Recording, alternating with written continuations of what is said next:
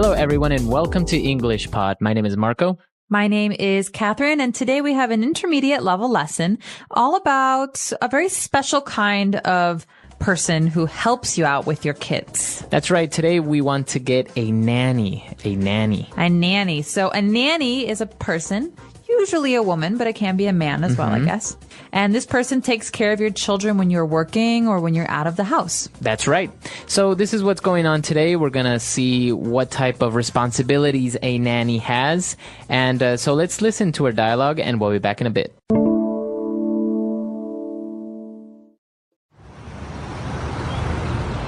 Hey Mel, are you up for some tennis today?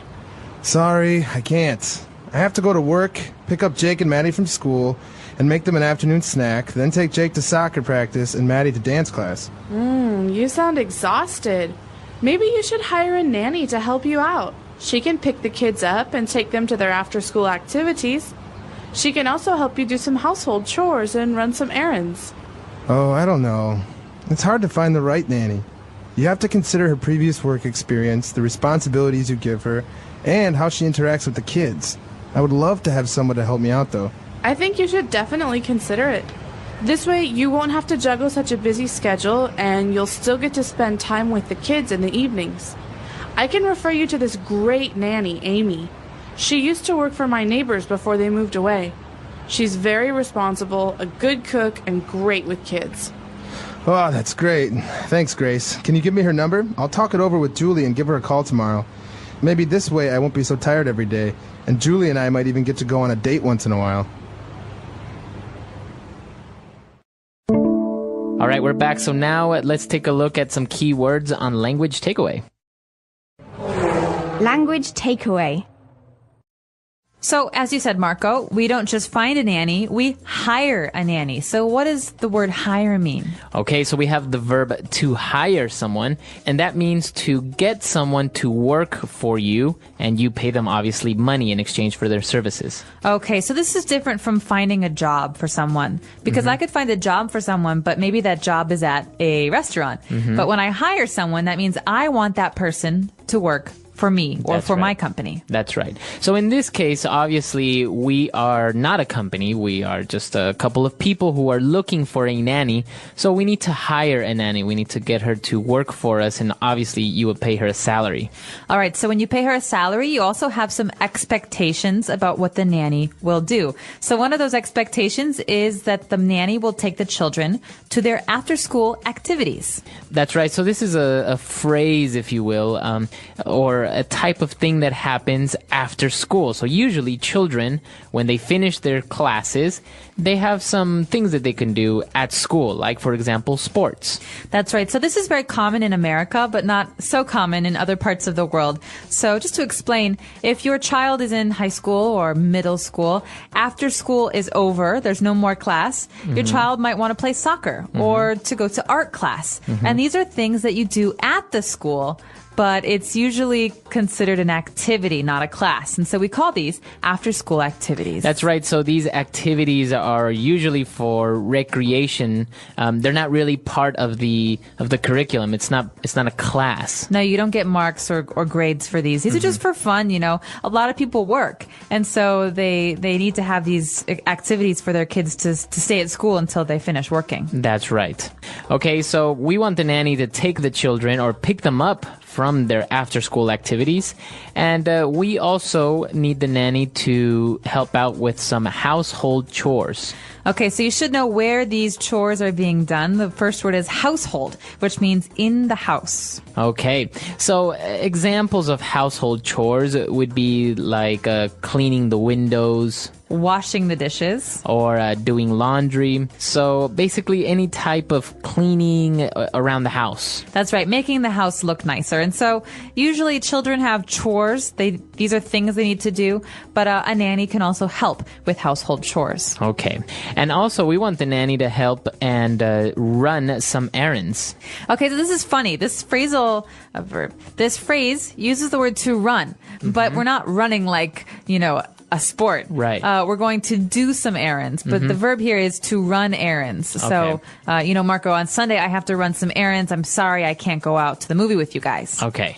So to run errands, what does that mean? Well, an errand is like a job or a task that you have to do, but it's usually not something you get paid for. Okay. To run an errand is like to go to the grocery store and pick up food, or to pick up your clothes at the laundromat. You have dry cleaning. Okay, so they're kind of like chores, I guess, but you don't really do them in the house. You have to go outside and run these errands. You have to go pay your bills, for example. Exactly. And so, when I was growing up, on the weekends, my mother would always run all of her errands because during the week, she had to work. Okay, very good. So a lot of interesting words there. I think we can go ahead and listen to the dialogue again, and we'll be back in a bit with Fluency Builder.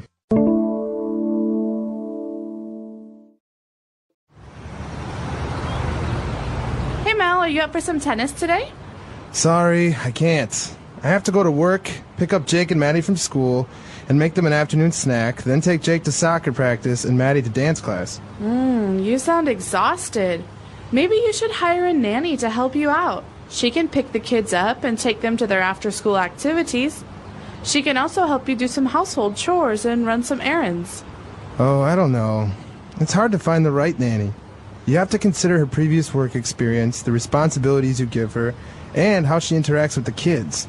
I would love to have someone to help me out, though. I think you should definitely consider it. This way, you won't have to juggle such a busy schedule, and you'll still get to spend time with the kids in the evenings. I can refer you to this great nanny, Amy. She used to work for my neighbors before they moved away. She's very responsible, a good cook, and great with kids. Oh, that's great. Thanks, Grace. Can you give me her number? I'll talk it over with Julie and give her a call tomorrow. Maybe this way I won't be so tired every day, and Julie and I might even get to go on a date once in a while. All right, we're back with Fluency Builder, and so let's take a look at some of these phrases now.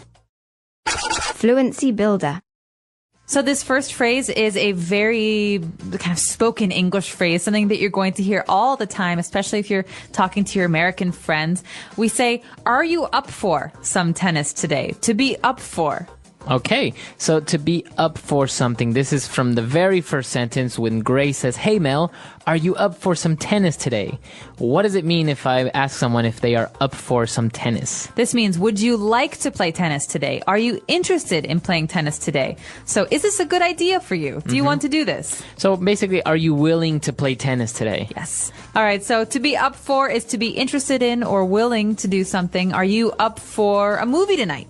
All right. Okay, or maybe you can ask your friend, are you up for grabbing a bite to eat later on? Absolutely, I'm hungry. So, to be up for is a good way to ask a question.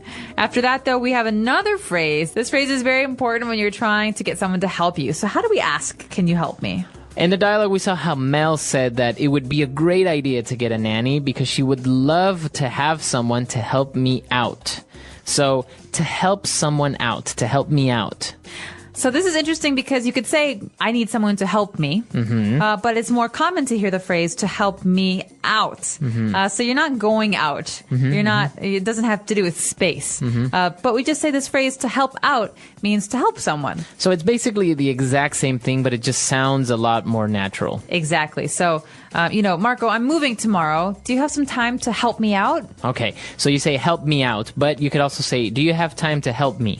And exactly. both are okay. Or if I'm talking about me and my friend, we're really busy tomorrow. Do you have any time to help us out? Okay, so we just changed the person there. We went to the plural form. Yes, me, us, you. Okay, very good. Okay, and so for our last phrase, this is actually also very interesting when Grace was telling Mel that she's really busy and if she gets a nanny, she wouldn't have to juggle such a busy schedule. All right, so the key verb here is to juggle.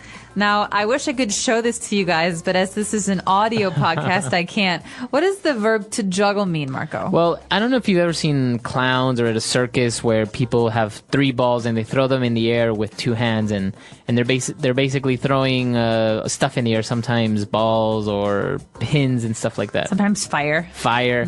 So that's to juggle, basically to have many things in your hands and be able to move them at the same time. All right. So when you're talking about a busy schedule, this means that you have lots and lots of things to do. It's important to be able to juggle your busy schedule. That means to handle doing many things at the same time. That's right. That's right. So another way to say this is, because you're so busy right now, having a nanny will help you complete your tasks or, finish what you need to do. That's right. So you can also say the CEO of the company has to juggle a very busy schedule. All right. He has many, many things to do in general. That's right. Okay. So a lot of stuff. I think it's time for us to listen to this dialogue one last time, and we'll be back to talk a little bit more.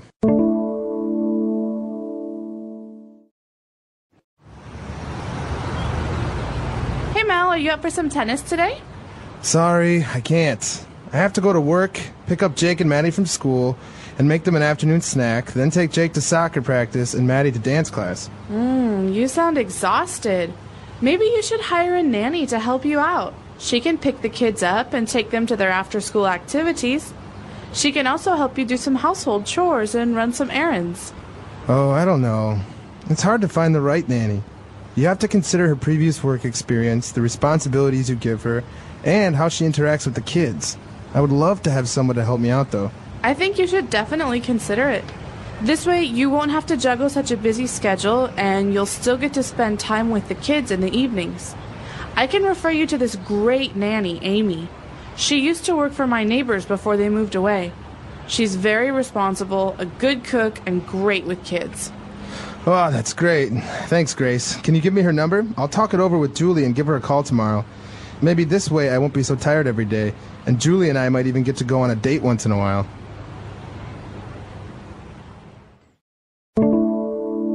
So there are a lot of people all over the world who have nannies. I often see them when I go to New York City, women who take out the kids and they push them in strollers, and mom and dad maybe go to work or have classes or something. That's right. Now, this is interesting because there's also another word called a babysitter, but it's different, right? There's a difference between a nanny and a babysitter. They both take care of kids, but I think it's the time that they do it that's a difference. That's right. So a nanny is usually hired on a contract basis. You say, I need a nanny to come and watch my kids every day, Monday to Friday, for the next 6 months.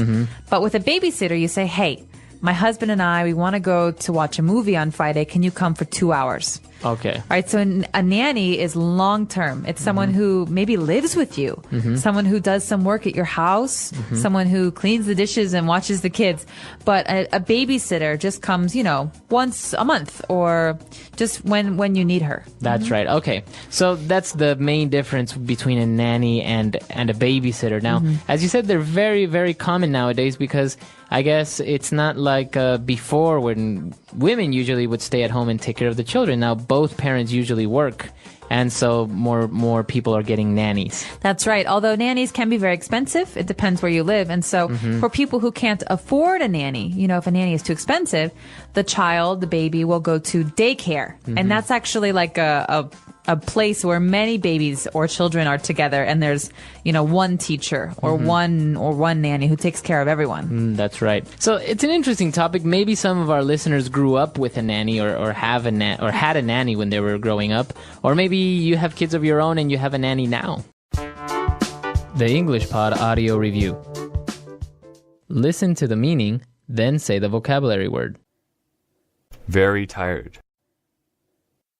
Exhausted. To give work. Hire. A woman who is paid to care for a young child. Nanny. A small job that is done regularly. Chore. Short journey that you take to do or get something. Errand. To do several things at the same time. Juggle. To send someone to a person or place for treatment. Refer. Let's try that faster. A woman who is paid to care for a young child. Nanny. A small job that is done regularly. Chore. To send someone to a person or place for treatment. Refer. Very tired. Exhausted. To give work. Hire. Short journey that you take to do or get something. Errand. To do several things at the same time. Juggle. Now say the word and hear it in a sentence.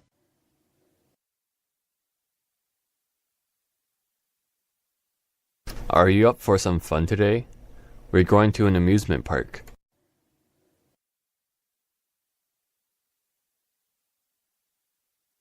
I don't feel so well. I don't think I'm up for basketball this afternoon.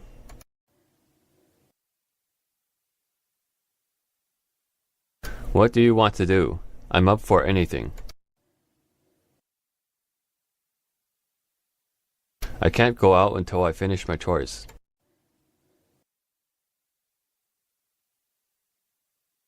My mom left me with a list of chores to do around the house.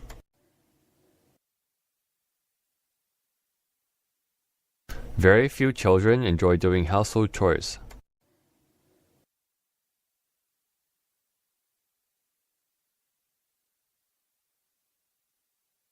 When you are applying for a new job, your interviewer will ask for recommendations from your previous employer.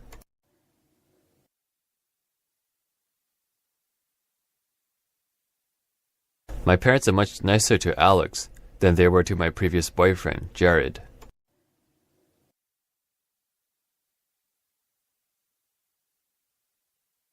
This house is smaller than our previous house, but it's in a better neighborhood.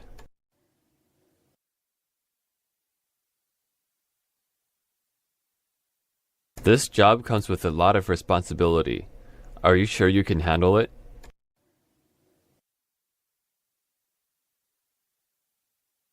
It's my responsibility to take care of the family dog.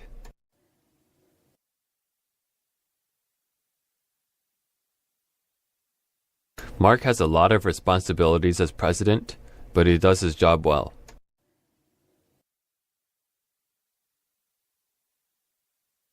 From the way they interact, it seems like they are good friends.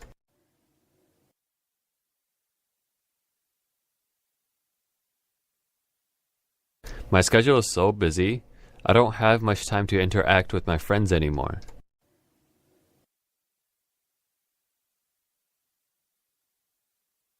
You can learn a lot from interacting with people of different backgrounds. Juggle.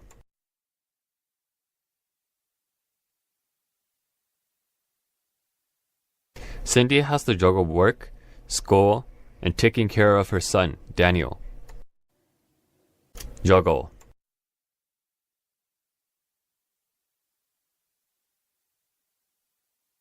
Even though Manuel is very busy, he does a good job of juggling all his responsibilities. Juggle.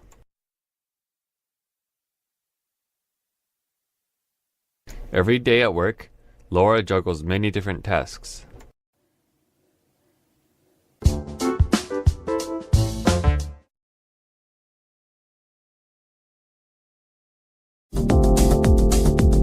Hello, English learners. Welcome back to English Pod. My name is Marco. And I'm Erica. And today we have another romantic lesson. Kind of romantic. A little romantic. We got a boyfriend and a girlfriend, and they're apologizing to each other. Okay, so it's a very common situation, and we're going to be talking about love. We're also going to talk about different pet names that are commonly used in English. That are used with your boyfriend or girlfriend. Okay, very good. So let's listen to this dialogue for the first time and see what's happening with our couple.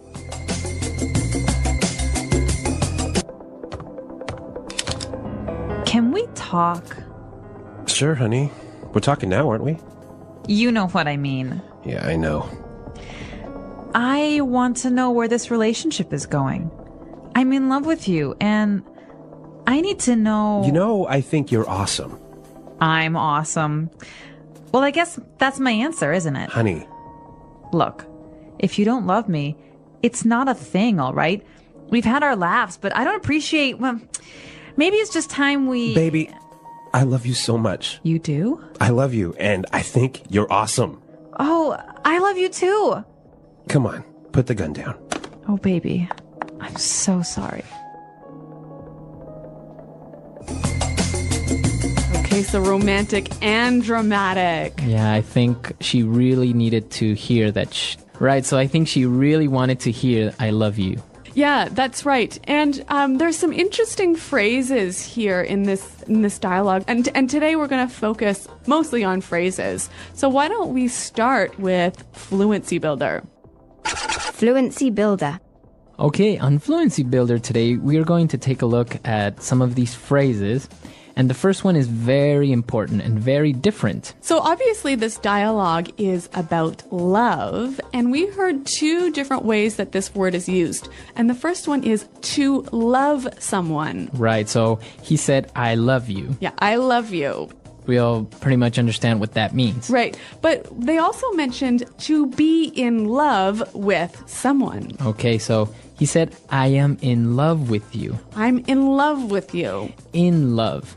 Okay, so what's the difference between to love and to be in love? To be in love with someone means that you have these strong romantic feelings towards somebody. That's right. So you can only be in love with your boyfriend, your girlfriend, your husband, or your wife. So you can love your parents, you can love your family, but you can't be in love with them. You can only be in love with your girlfriend, boyfriend, husband, wife. That's right. Okay.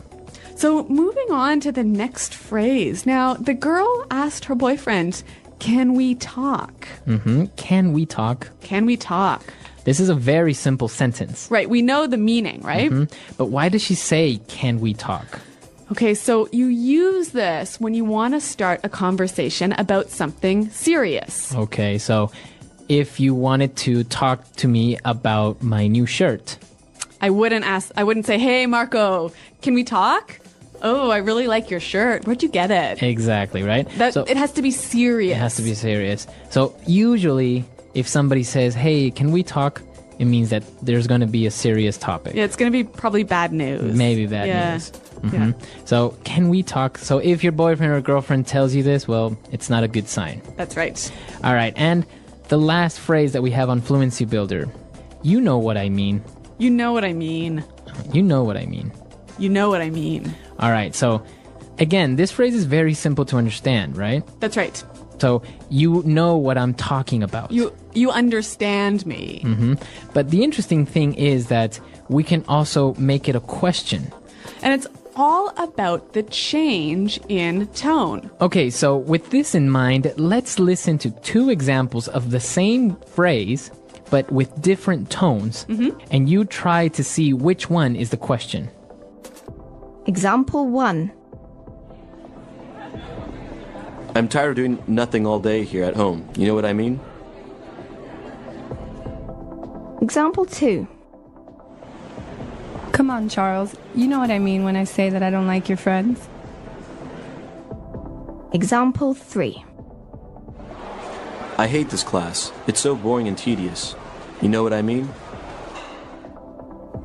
All right, so we heard the examples and, well, maybe you guessed it right. The second example was the question. That's right. You know what I mean? Right. So basically you're asking the person if they understand your idea or they understand what you're talking about. So maybe you can say, so the professor wasn't very clear on his instructions, so how was I supposed to do the homework? You know what I mean? So you're asking me to confirm that I understand you. My idea. You understand what I'm saying? Yeah. Okay, and if it was a statement, I might say, hey, I don't like going to your mom's house. So I would say, what? What do you mean? Why? You know what I mean. Right. So I perfectly understand or know the reasons why you don't like going to my mom's house. I don't have to tell you. You know what I mean. All right. Very good. So you know what I mean. Great. So we've taken a look at these 4 phrases. They're very simple, but the way that you use them gives them different meanings. That's right. All right. So let's listen to our dialogue for the second time. Let's slow it down a little bit, and then we'll come back and look at some more phrases.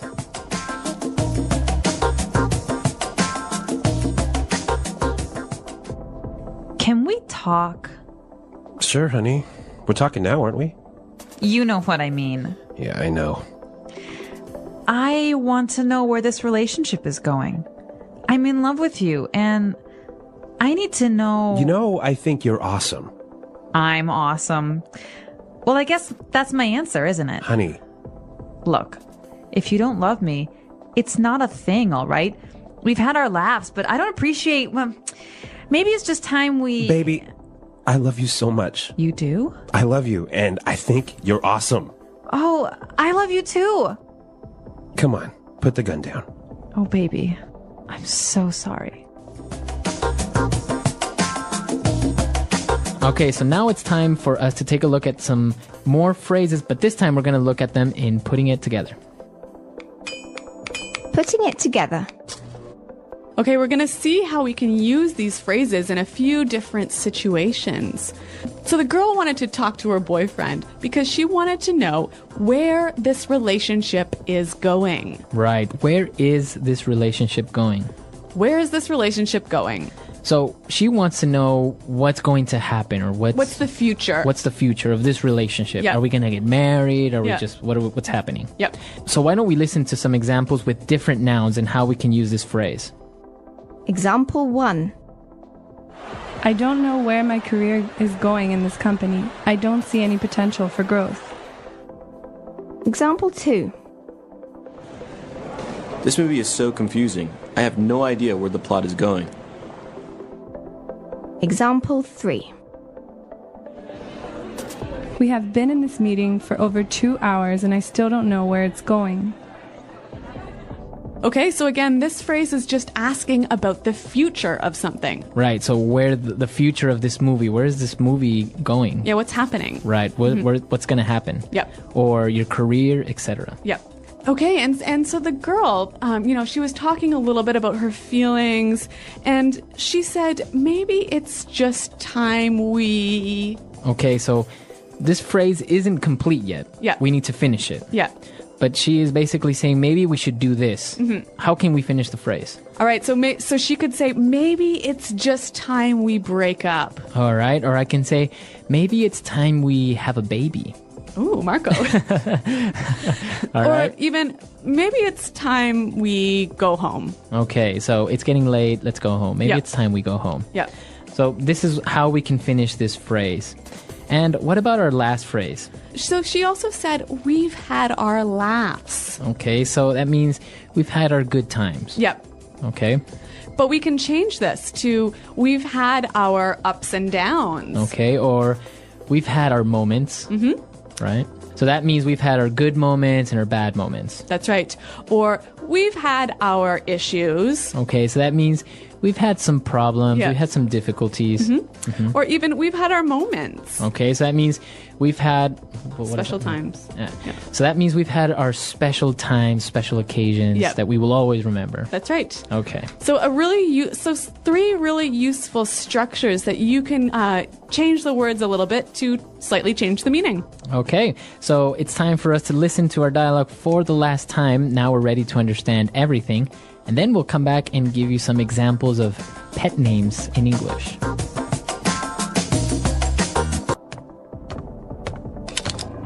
Can we talk? Sure, honey. We're talking now, aren't we? You know what I mean. Yeah, I know. I want to know where this relationship is going. I'm in love with you, and I need to know... You know, I think you're awesome. I'm awesome. Well, I guess that's my answer, isn't it? Honey. Look, if you don't love me, it's not a thing, all right? We've had our laughs, but I don't appreciate... Well, maybe it's just time we... Baby, I love you so much. You do? I love you, and I think you're awesome. Oh, I love you too. Come on, put the gun down. Oh, baby, I'm so sorry.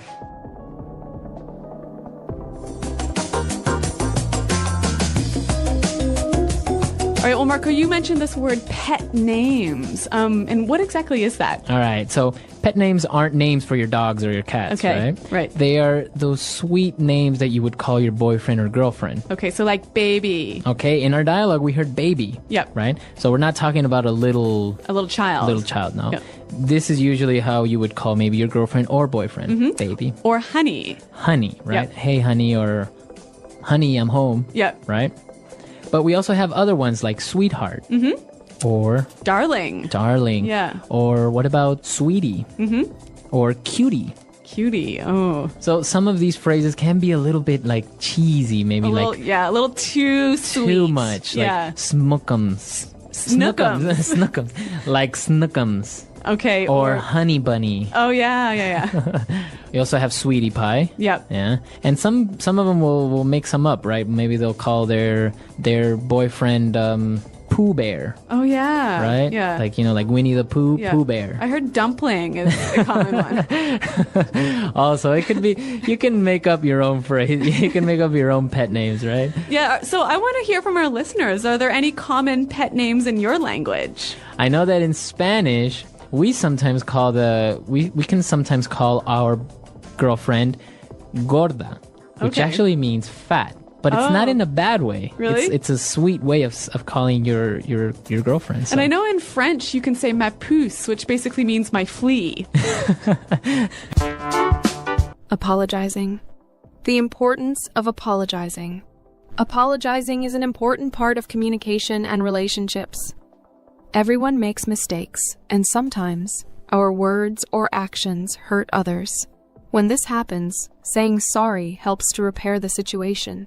An apology shows that we understand what we did wrong, and that we care about the other person's feelings. Without apologies, misunderstandings and conflicts can grow, making relationships weaker. A sincere apology can bring people closer together. When someone apologizes, it shows that they take responsibility for their actions. It also helps to rebuild trust. If a friend forgets an important event, they can apologize and explain what happened. If a coworker makes a mistake at work, they can apologize and find a way to fix the problem. In families, apologies help parents, children, siblings, and relatives understand each other better. Apologizing is not just about saying the words, "I'm sorry." A real apology includes understanding, regret, and a promise to do better in the future. If someone is late for an important meeting, just saying sorry may not be enough. They need to explain why they were late and show that they respect the other person's time. A good apology includes both words and actions. In different cultures, the way people apologize can be different. In some places, people use very polite words and formal language when apologizing. In other places, people may apologize with simple words or a small gesture, like giving a gift or writing a note. No matter the culture, the meaning of an apology is the same. It is a way to show respect and care for others. For English learners, knowing how to apologize in different situations is very useful.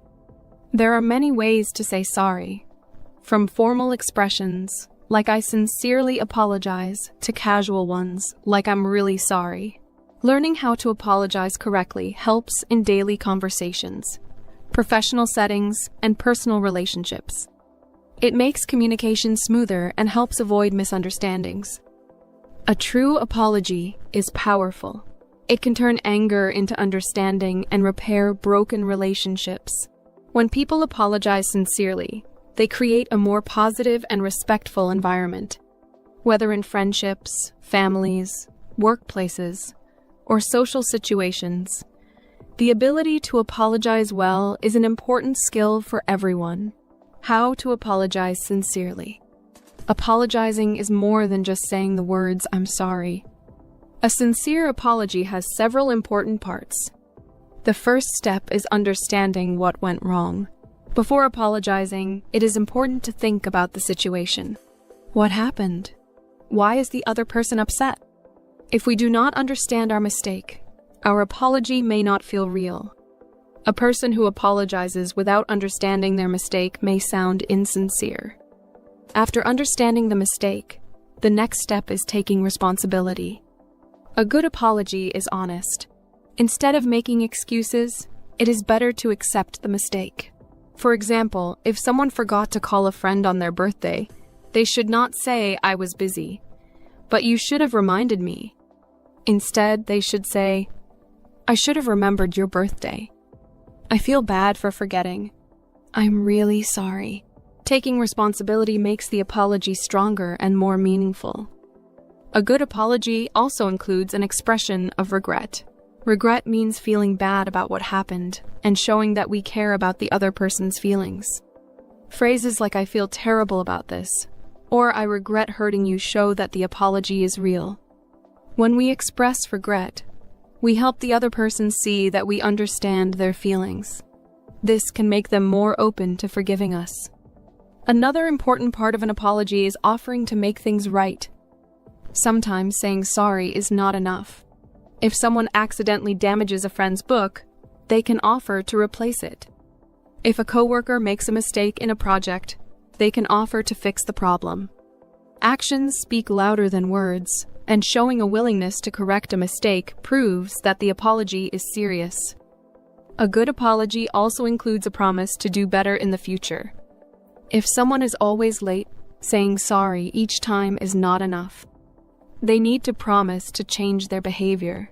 They could say, "I know I have been late many times, and I will try harder to be on time." This shows that the apology is not just words, but also a commitment to improving. Tone and body language are also important when apologizing. If a person says sorry in a cold voice, it does not feel sincere. A good apology should be warm and genuine, making eye contact, speaking in a soft tone, and showing concern through facial expressions can make the apology more believable. Writing an apology letter or sending a message can also be helpful, especially when emotions are too strong for a face-to-face conversation. Sometimes an apology is not accepted immediately. When people are hurt, they may need time to forgive. It is important to be patient. Instead of demanding forgiveness, it is better to say, "I understand if you are still upset, but I truly regret what happened." Giving the other person time and space can help them process their emotions and eventually accept the apology. In some situations, people apologize even when they are not at fault, just to maintain peace. This is common in workplaces, friendships, and relationships. However, apologizing should always be genuine. Saying sorry when we have not done anything wrong can sometimes create confusion or make us feel uncomfortable. A better way to handle such situations is to acknowledge the other person's feelings without admitting to a mistake that we did not make. Apologizing is a skill that improves with practice. By learning different ways to say sorry and understanding when and how to apologize, people can build stronger, healthier relationships. A sincere apology does not just repair a mistake, it also shows kindness, responsibility, and emotional intelligence. Whether in personal or professional life, knowing how to apologize well is an important part of effective communication. Apologizing between a boyfriend and a girlfriend. In romantic relationships, misunderstandings and mistakes happen. Even in the strongest relationships, couples argue, disagree, or accidentally hurt each other. Apologizing is an important part of maintaining a healthy and loving relationship. When a boyfriend and a girlfriend apologize to each other, it is not just about saying "I'm sorry," but about understanding, trust, and emotional connection. In a relationship, emotions are often strong. When one person makes a mistake, the other might feel hurt, disappointed, or even angry. This is why apologizing in a romantic relationship can be more difficult than apologizing to a friend or a coworker. The apology needs to show care, love, and a real effort to make things better. Simply saying "I'm sorry" without showing true regret may not be enough. One of the most important things in a relationship is communication. When a boyfriend and a girlfriend have a problem, they need to talk about it openly. Instead of just apologizing quickly to end an argument, they should take time to discuss what went wrong. Listening is just as important as speaking. If one person is hurt, the other should listen carefully and try to understand their feelings before apologizing. The words used in an apology matter. Saying "I'm sorry you feel that way" is not a real apology because it does not take responsibility. A better way to apologize is to say, "I realize that what I did hurt you, and I feel terrible about it. I never wanted to make you feel this way." This kind of apology shows understanding and care. It helps the other person feel heard and respected. Sometimes, actions are more powerful than words. In relationships, small gestures can help show sincerity. If a boyfriend forgets an important date, he can apologize and then plan something special to make it up. If a girlfriend says something hurtful, she can not only apologize, but also do something kind to show she truly cares. These actions help rebuild trust and strengthen the relationship. Apologizing should never be about winning or losing. Sometimes couples argue and both people feel hurt. In these situations, both should be willing to apologize. A relationship is not a competition. Both people should support each other. If only one person apologizes every time, the relationship can become unbalanced. Both partners should take responsibility for their actions and be willing to admit when they are wrong. Timing is also important. If one person is very upset, apologizing immediately may not work because emotions are too high. Giving the other person time to calm down can make the conversation more productive. A sincere apology given at the right time is more effective than a rushed apology given in the middle of an argument. Trust is an important part of any relationship. If one person keeps making the same mistake and apologizing without changing, their words lose meaning. A real apology should come with a promise to improve. For example, if a boyfriend always cancels plans at the last minute, he should not just say, "I'm sorry." He should also say, "I know I have done this before, and I will make sure it does not happen again." Showing that they are willing to change helps rebuild trust. In long-term relationships, small problems can become big issues if they are not addressed. This is why regular communication and sincere apologies are necessary. When couples apologize and forgive each other, they create a stronger bond. Apologizing does not mean weakness. It means caring about the relationship more than the argument. Love and respect are the foundation of a good relationship. Saying sorry is one way to show that love and respect. A sincere apology can heal wounds, bring people closer, and make the relationship even stronger. Every couple experiences challenges, but those who know how to apologize and forgive each other can build a relationship that lasts. The power of forgiveness and moving forward. Apologizing is only one part of the process. After an apology, the next step is forgiveness and moving forward. If an apology is sincere, it can help repair relationships, but forgiveness is what truly strengthens them. Holding on to anger, even after an apology, can create distance between people.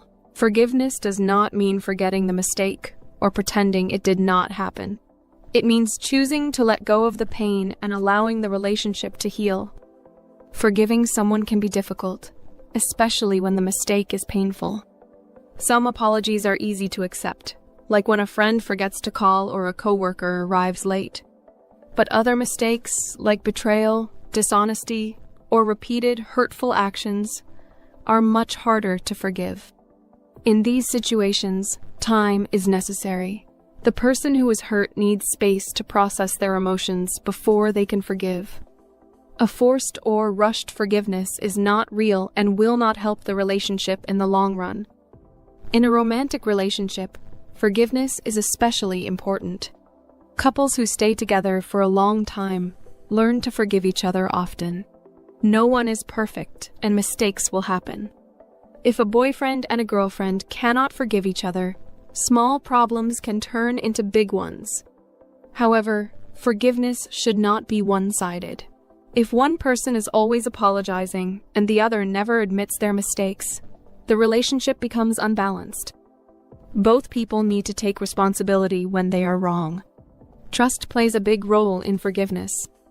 If someone apologizes but keeps repeating the same mistake, their words lose meaning.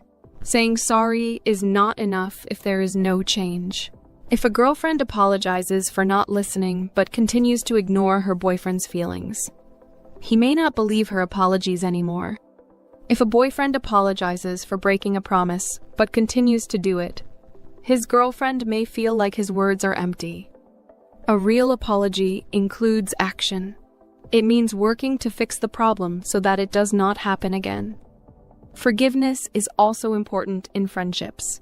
Friends argue, misunderstand each other, and sometimes say things they do not mean. A strong friendship is not one where no mistakes happen, but one where both people can apologize and forgive. Holding on to anger can destroy a friendship. A simple but sincere apology can bring two friends closer together. In families, forgiveness is also necessary.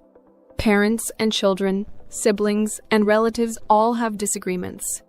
Sometimes emotions are strong, and words are said in anger. Apologizing in a family can be difficult because people see each other every day, but an apology in a family can also be one of the most meaningful. It shows love and respect, even after a disagreement. A parent who apologizes to a child teaches them the importance of taking responsibility. A child who apologizes to their parents shows maturity. Forgiveness does not mean that everything goes back to normal immediately. Healing takes time. If someone is deeply hurt, they may need time to trust again. That is why a sincere apology should come with patience. It is important to allow the person who is hurt to process their emotions. Rushing forgiveness can make things worse. Sometimes people expect an apology but never receive one. Not everyone is willing to admit their mistakes.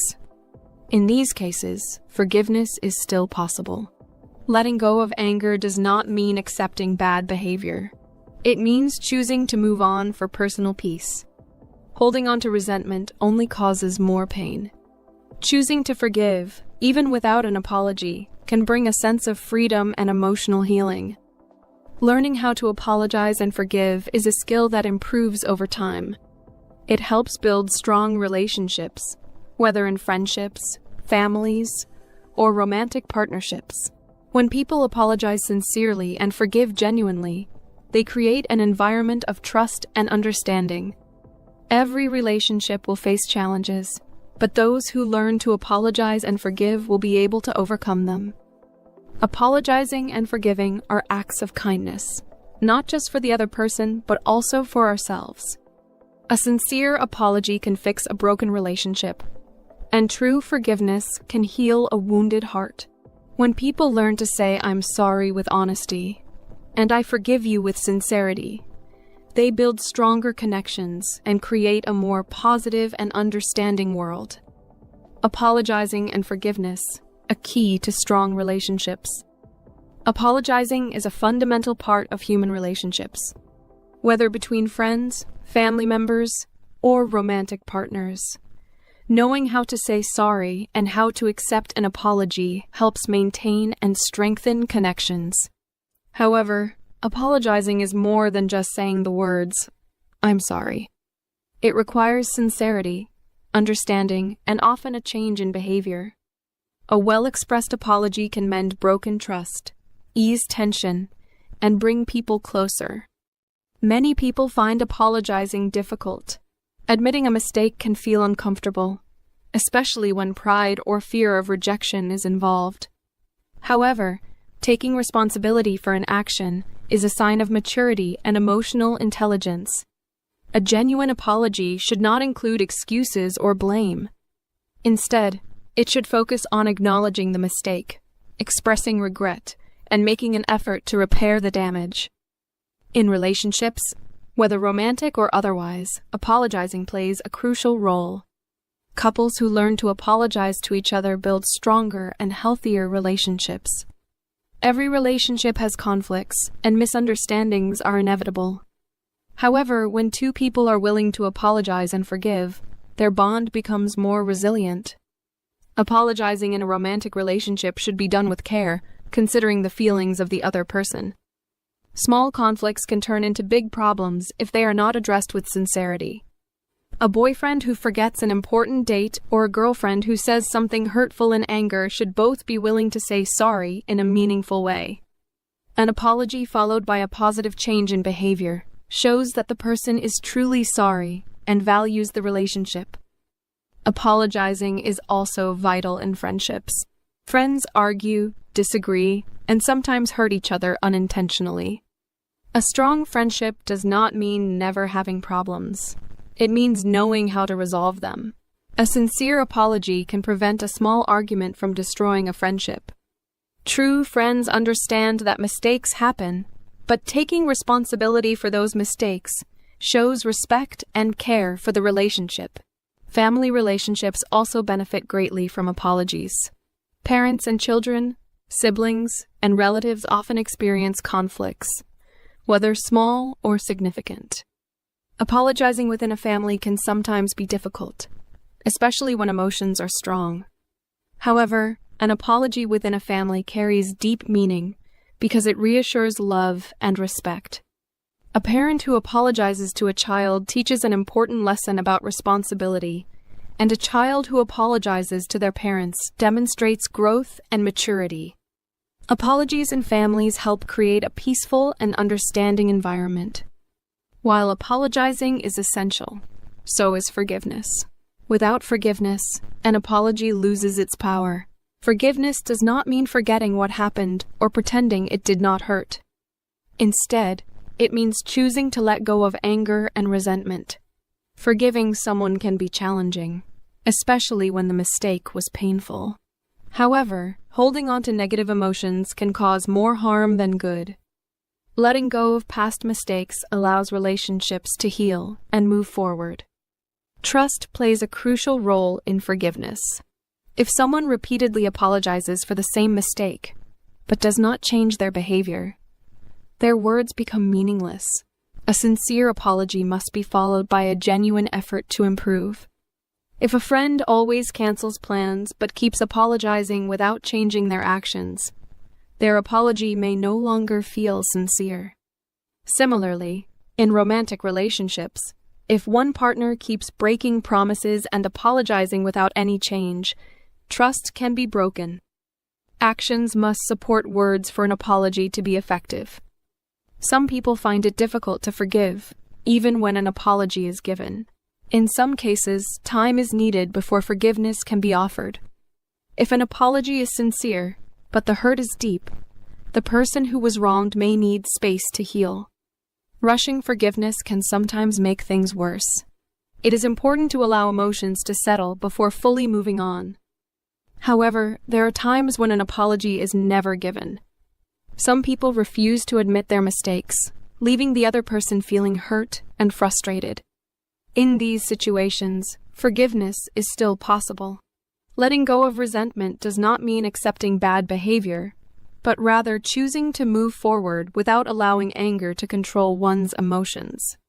Forgiving without receiving an apology is a personal decision that brings inner peace. Apologizing and forgiveness are skills that improve over time. They help build strong relationships and create an environment of trust and understanding.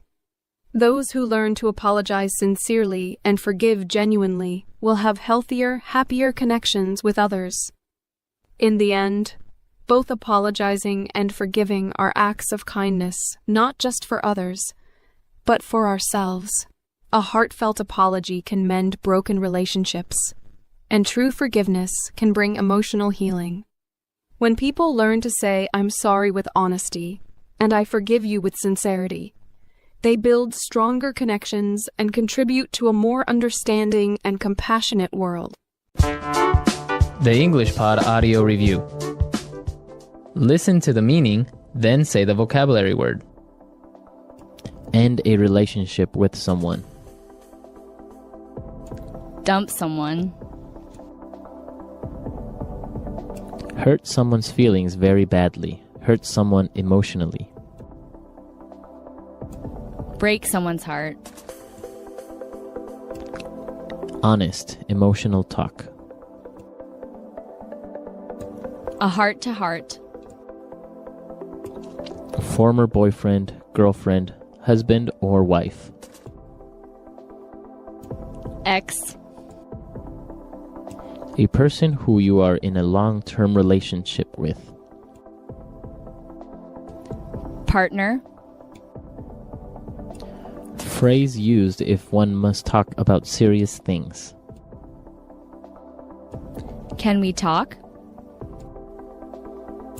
What stage this relationship is in. Where this relationship is going. Feel strong romantic affection for someone. In love with. Amazing. Great. Awesome. We have experienced our happy days. We have had our laughs. Don't like. Don't appreciate.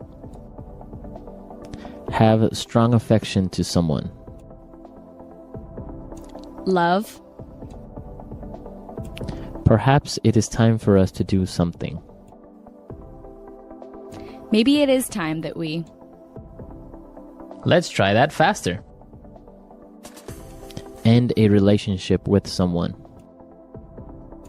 Dump someone. We have experienced our happy days. We have had our laughs.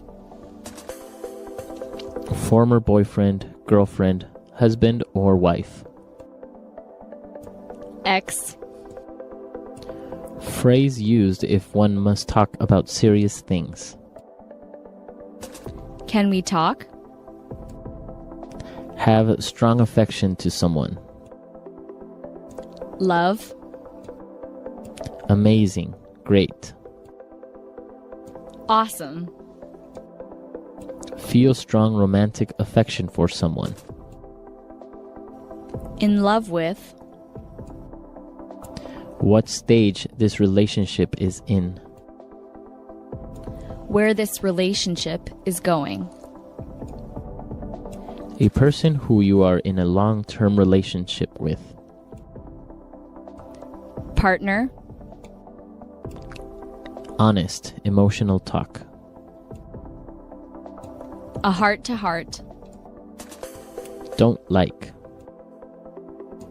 Don't appreciate. Perhaps it is time for us to do something. Maybe it is time that we. Hurt someone's feelings very badly. Hurt someone emotionally. Break someone's heart. Now say the word and hear it in a sentence. Can we talk? I've got something really important to tell you. Can we talk? Can we talk? Can we talk? I think I'm in love with someone else. Can we talk? Can we talk? I need your help with something. Where this relationship is going.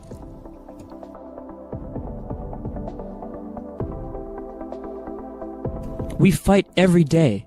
I don't know where this relationship is going. Where this relationship is going.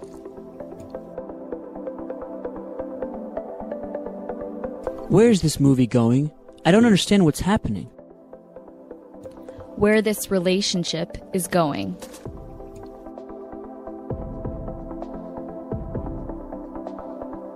You want to do what? Where are you going with this conversation? We have had our laughs.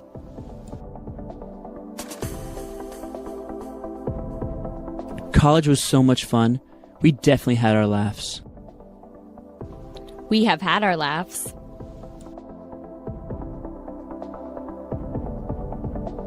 She has her moments, but for the most part, she's a really nice girl. We have had our laughs. You had your fun. Now it's time to go to sleep. Maybe it is time that we. It's 2 o'clock in the afternoon. Maybe it's time we have some lunch? Maybe it is time that we.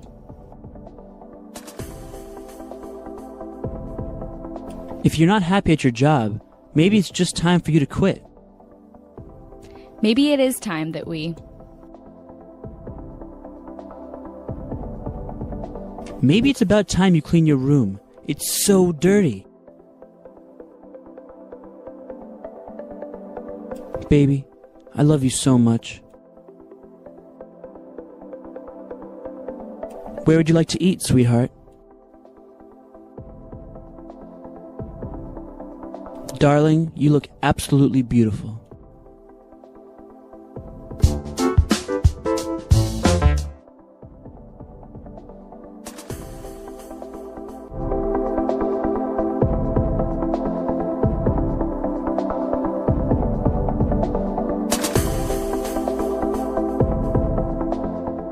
Thank you for listening. We hope you enjoyed this episode and learned something new. Don't forget to subscribe so you never miss an episode. See you next time.